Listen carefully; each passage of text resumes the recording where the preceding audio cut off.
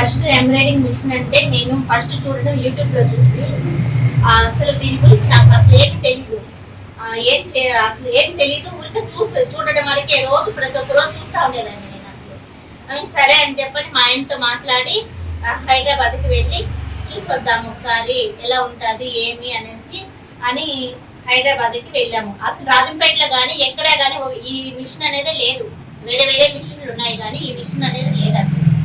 అప్పుడు హైదరాబాద్కి పోయినాక బాగా వాళ్ళు కానీ టీం మెంబర్స్ కానీ అందరూ బాగా రిసీవ్ చేసుకొని అన్ని చెప్పి బాగా మంచిగా చెప్పారు.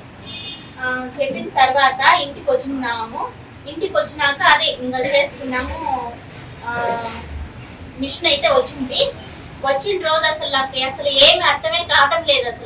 అసలు తీసుకొచ్చి పెట్టినారే కానీ అది ఏమి అనేది ఏమి అర్థం కాలేదు. ఆ అబ్బాయి చెప్పింది కూడా నాకు అసలు మనసే కాలేదు. అసలు వెళ్ళినాక మళ్ళీ ట్రై చేద్దాము అనుకుంటే వచ్చేదానికి భయం అవుతా ఉంది. భయం అయ్యి ఒక 1 వారం దాకా అసలు నేను కూడా రాలేదు మిషన్ కాడికి. మళ్ళీ చూసుకొని అన్ని మిషన్ దగ్గరికి వెళ్ళాను. రాజంపేటలో ఎన్ని మిషన్లు ఉన్నాయి, అన్ని మిషన్ల దగ్గరికి పోతే సిస్టమ్ వేరుంది. అక్కడ సిస్టమ్ వేరుంది, ఇక్కడ ఇది వేరుంది. మళ్ళీ ఇక్కడికి వచ్చి చూస్తే ఏదన్నా మనం పొరపాటున ఏదన్నా మిస్టేక్ చేస్తామేమో అని చెప్పని భయపడి ఎట్లా చేయాలో అని ఆలోచన చేసి చాలా భయపడిపోయాను. తర్వాత లేదు, మేడం వాళ్ళని అడగాల, వాళ్ళు హెల్ప్ తీసుకోవాలా, వాళ్ళని అడిగి తీసుకొని చేస్తున్నారు. కానీ మేడం వాళ్ళు బాగా సపోర్ట్ చేస్తున్నారు. నాకు ప్రతి దానికి నాకు చెప్పి వాళ్ళు వీడియో కాల్లో కానీ మేడం మాట్లాడే విధానం కానీ నాకు బాగా అనిపించింది.